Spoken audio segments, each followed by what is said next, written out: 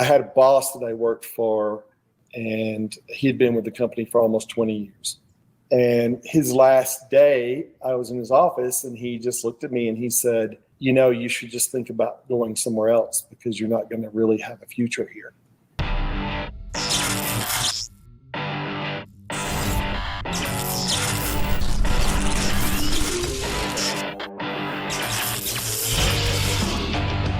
Renegade Online.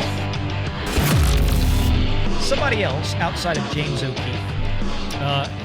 his videos rather, stepped forward and they contacted our friends at EchoBase. And last night, Coach and Nick on EchoBase dropped a very extensive video with this former Disney employee who was there for a couple of decades. And Nick from EchoBase is joining us now to tell us about it. We dropped our interview video with the code name Agent Callus, which we used because he, Callus was, basically a spy for the rebellion within the Empire.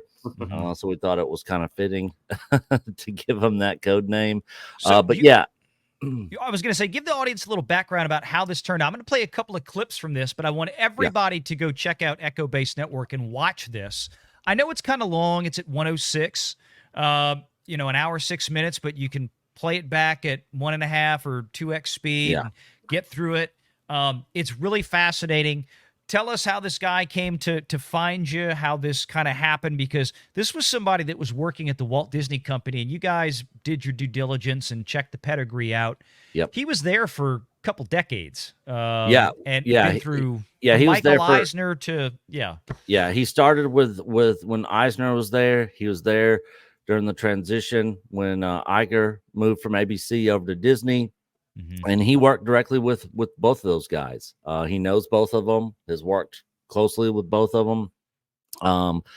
But how this kind of came to be is our video with knee pain. He saw our video with knee pain. He commented on the video and talked about his past with the Walt Disney Company. So I reached out to him and told him to email us. Talked for 2 hours. He sent me his employee ID, and his LinkedIn and all this stuff, kind of, proving he is who he says he was. So I had a 2-hour conversation with him. And then once I knew that it was legit, we went ahead and proceeded to set up and schedule this interview for him to kind of tell his story. He actually still has a lot of friends that work there. He has a lot of friends that work there in legal, who he also spoke with before he did this. They told him not to do it, but he was doing it anyways because he said it was kind of more for therapy for him. So he kind of gave a list of everything he wanted to talk about, had legal look it over, and they sent him some notes.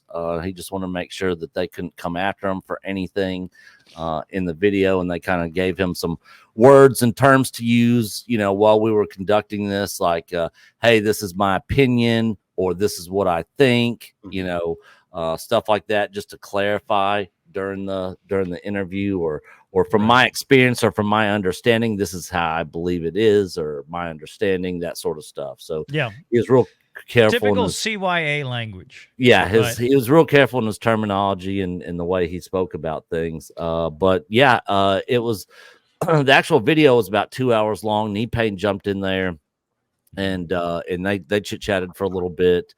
And then once we got it all edited and cut down, it ended up at 106. And what happened to me is by 2008, I was a principal architect, and there was nowhere for me to go. I mean, my salary and bonus was about even with the director. I'm running, $1 million projects. I have Disney employees, being assigned to work on projects with me. I had a lot of contractors that would come in and work for me. But I wanted to continue moving up at the country at the company.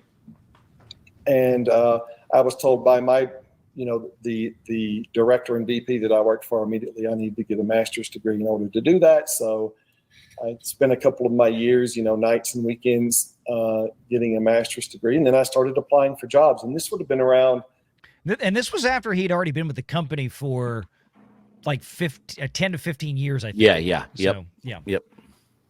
2010, 11. And I just wasn't getting anywhere with that. And when I started asking questions about, I applied for this job, I'm obviously qualified for it. I'm actually probably more than qualified for it. I even started applying for jobs that were like manager 2 and manager 3 level jobs, which, basically you'd manage teams of like 3 or 4 people, that kind of thing. I just wasn't getting any traction, and then moving on, moving past that to 2013, 14, I had a boss that I worked for, and he was laid off, and he'd been with the company for almost 20 years. And he was also a white guy. And his last day, I was in his office, and he just looked at me and he said, you should just think about going somewhere else because you're not going to really have a future here. Disney went from a company that for decades put excellence above everything, and they would typically promote from within, right? Yeah. They'd bring you in at a low level. You'd get, like he talked about, all the time that Disney spent when he started there in the 90s, sending him out to the different parks, sending him out to the different places to learn everything there was about Disney. And he advanced over the years, over 15 or 20 years. And then suddenly, right around 2015 to 2018, something changed. And he talked about how Disney went away from promoting from within. And all of a sudden, instead of looking at internal candidates first, where I think he even said, Nick, didn't he say something about how they would, when they had a job opening, they would exclusively list it to other Disney employees for like the first 90 days before they went open market? Yep. They would list it in-house. And the thing is, I've worked in the corporate world for, the majority of my life as an adult. And generally that's what a lot of companies do. They will try to, use these open positions and promote people from within the company that have been there for a long time, that they know, that have a good track record, instead of trying to bring in new people. So yeah, it was kind of strange to him when they started getting away from that, and all this started happening, and a lot of the perks and stuff that came with working there and stuff, all that stuff started going away once Iger got there. And he talks about that in this video. Yeah, it changed to where they weren't looking at internal candidates anymore, basically, because the internal candidates that they had that had been with Disney for 10, 15, 20 years. A lot of white guys. Yeah, it's too many white guys. Yeah. So all of a sudden, Disney decided they had to go outside of Disney to go find the diversity they needed to fill these mid and, in some cases, upper level positions that people that had no experience with Disney, or maybe very little. Yep. And it seems like that it was affecting almost every facet of Disney, whether it was studio or theme park, or I believe he was in the IT department. Was he not? He was he was a tech. Yeah, Disney World Services. So he worked on the technical. Yeah, he worked on the technical side for Disney. Which he worked with all the departments, every single department they have. Yes, because he's part of up IT. there. It sounded like. Yeah. And when he left, he was like one of the main IT guys. I mean, he was doing a lot of the hiring, firing, like all that sort of stuff. So he was up there. And one of the things he talks about is, they would bring somebody in from, say, like Microsoft or something, and then that guy would have other friends of his that were still at Microsoft that he would actually bring in for other openings, and so they would bring more and more outsiders in, and really kind of got away from that, from the promoting from within. Yeah, I mean, just it's amazing to see how that's changed with Disney. And I think, Alan, y'all talked about that a great deal with your Disney files. You see that's how exactly what happened at Disney Animation. Yeah, Disney Animation, and that was with when Jennifer Lee, right, came in, and a lot of that changed, and all of a sudden, that fostering of that traditional Disney excellence. We start people down here, we school them how to do things the Disney way, and they advance over the years if they stay with the company. Didn't matter if they were white, black, male, female, whatever. They put in their dues, right? They were working there for a while, and then all of a sudden, the animation studios changed to where, if you want to recap it real quick, like what you for the people you were talking to out there. Yeah, I mean, I think what happened during this time across the board, this is basically Harvey Weinstein, the Me Too movement. But it just opened everyone's eyes to the fact that as much as we've progressed in the areas of diversity, it wasn't going fast enough. And so they had to artificially step in and artificially jigger the numbers. And so, the goal was 50-50 male, female animators. They hired from within, not enough. So they hired from without, and they went to Tumblr mostly to hire people. And Nick, as you point out, once they found someone from Tumblr, they asked that person, "Hey, do you know other people?" And so now you have this, and this literally Tumblr. They were hiring animators from Tumblr to do major Disney films. Yeah, and then they go, "Do you have friends?" And so now they're bringing in their Tumblr community into Disney.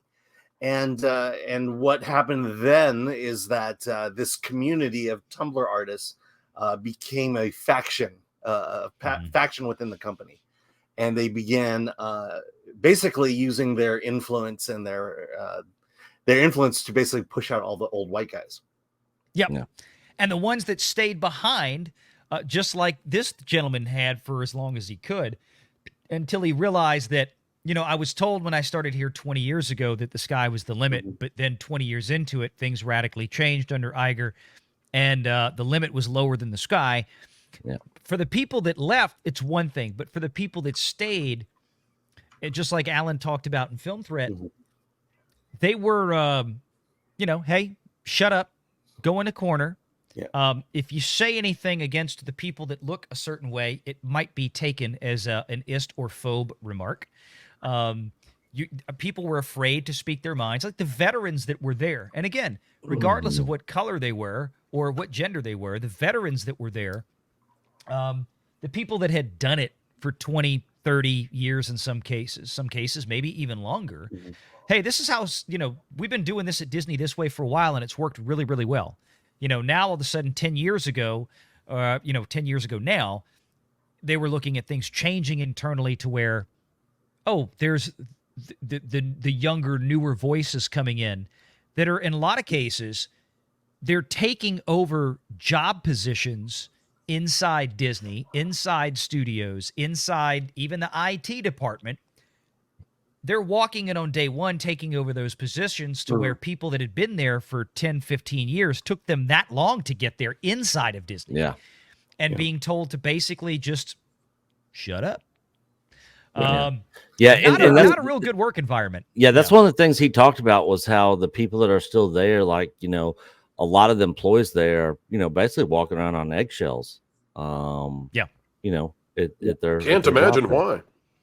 Yeah. Can't imagine why. Cannot imagine at all. One of those guys was Don Hall. He longtime director at Disney Animation. He didn't do anything. When it all went down, he was the co-director of Raya and Strange World. And where is he now? He's over at Skydance. Yeah. Make sure you're subscribed to Valiant Renegade and join us every Sunday at 6 p.m. Eastern for the live show.